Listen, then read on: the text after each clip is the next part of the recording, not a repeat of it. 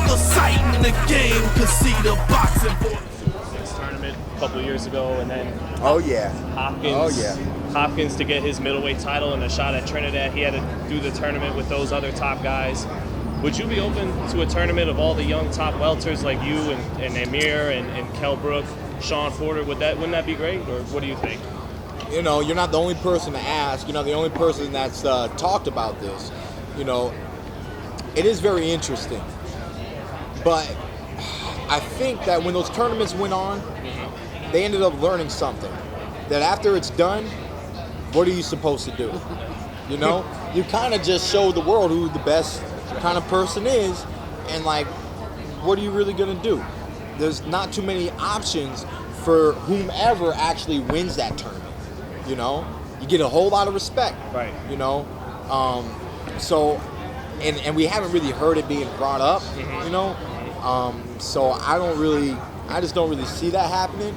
But, you know, I come from the amateurs. I won 7 national titles, you know. I mean, I love tournaments. Right. I actually call the pros, I call it the slowest tournament of them all, you know, because the way you move up in the ranks. Right. Yeah. You know, I mean, you get there and you make this fight happen, and sometimes you don't move, and then you make that fight happen, and now you get to move, you know. So it's similar, but it's just a more drawn-out, longer experience. You know, Khan brings the speed. Brook brings some good skills. Porter brings that aggression. Do you bring it all? And is that why maybe you would be the top dog in that tournament? You know, all these young guys. You tell me what I bring to the ring, you know?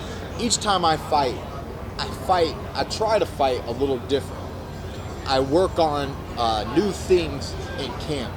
Know your strengths, know your weaknesses, abide by your strengths, cut down your weaknesses.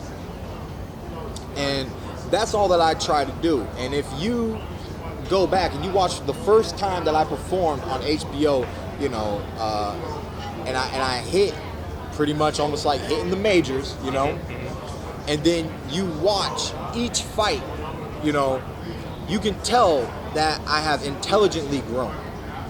And especially with some of these fights now, fighting these top guys, you know, and having these 12-round fights, which I'm not fully accustomed to. I don't like, you know, I like to get it done and over with. I like to make a statement.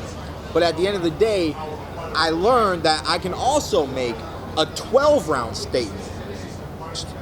And I do my best to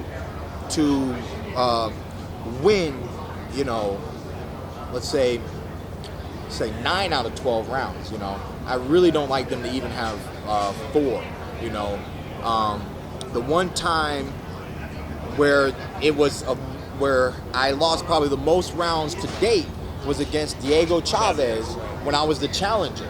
Now, in my opinion, after the first 4 rounds, I had the fight as a draw. After I rewatched it, you know, this is my opinion, me doing my ring count. Right.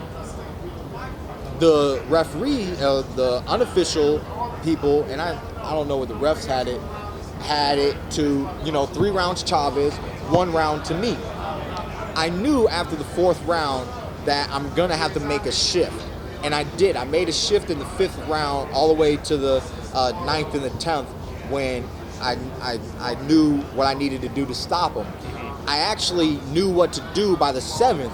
I knew the body shot was there, but I never set it up properly till the 9th round. Right. Keith, they said this is a... Last question, then we're going to... Am I still allowed? We can come back a day or two. Boxing It'll be like, we're just going to guy do who could take the sport, like you said, back to where it was. Be a guy that not only appeals to boxing fans, but all fans, endorsements, all those things, like a Tom Brady or whatever. I mean, how achievable do you think that is? And how much do you want?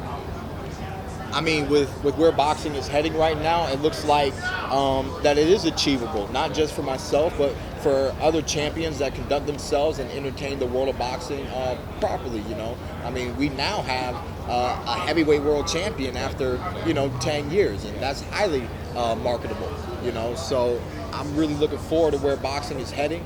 I'm happy to be a part of this new shift and in the process of bringing boxing back, you know, to the spotlight of America.